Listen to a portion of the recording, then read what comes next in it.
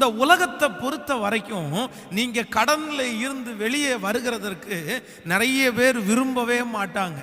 யாருமே நிறைய ஆட்கள் நீங்கள் கடனிலே கடைசி வரைக்கும் இருக்க வேண்டும் என்றுதான் இந்த உலகத்தில் இருக்கிறவங்க நினைப்பாங்களே தவிர கடனில் இருந்து வெளியே வரணும்னு அவ்வளவு சீக்கிரமா யாருமே நினைக்க மாட்டாங்க. தேவனுடைய பிள்ளைகளே, நீங்கள் கவனமாய் கேளுங்கள்.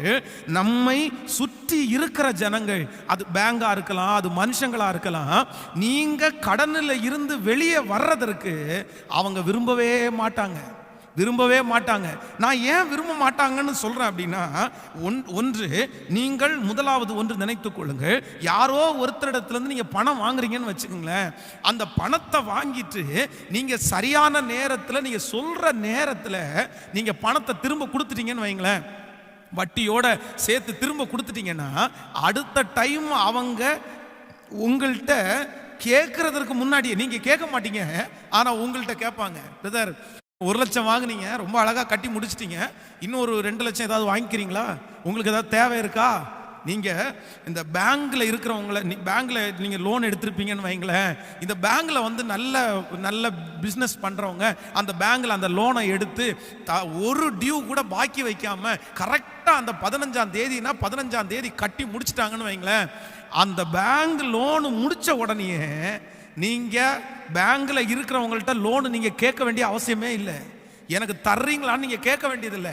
அவங்களே உங்களிடத்துல வாலண்டியரா என்ன கேட்பாங்க அப்படின்னா, நீங்க லோன் ஏதாவது உங்களுக்கு தேவைப்படுதா, இன்னும் ஒரு 5 லட்சம் வாங்கிக்கிறீங்களா, இன்னும் ஒரு 7 லட்சம் வாங்கிக்கிறீங்களா? அப்போ நீங்கள் ஒன்று, ஆண்டவருடைய பிள்ளைகள் மிக கவனமாயிருங்கள். இந்த உலகத்திலே இருக்கிற மனிதர்கள் நீங்க கடனில் இருந்து வெளியவே வரக்கூடாதுன்னு நினைக்கிறாங்க. கடனில் இருந்து நீங்க வெளியே வரக்கூடாதுன்றதுக்காக தான் அவங்க தந்திரமா பேசுறாங்க. நம்ம ஆட்களுக்கு உடனே ஒரு சந்தோஷம் ஆயிருது.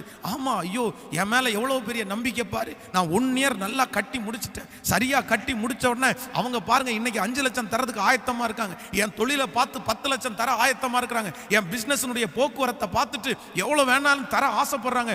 உடனே இவங்க நிறைய பேர் பேதைத்தனமாய் விழுந்து நாள் கணக்காக மரணம் வரைக்கும் கடனிலே இருக்கிறார்கள்.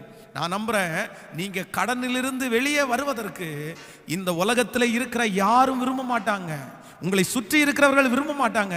ஆனா நான் நம்புறேன், ஆண்டவர் விரும்புகிறார். நீங்கள் கடனில் இருந்து வெளியே வருவதற்கு ஒருத்தர் விரும்புகிறார். யார் தெரியுமா?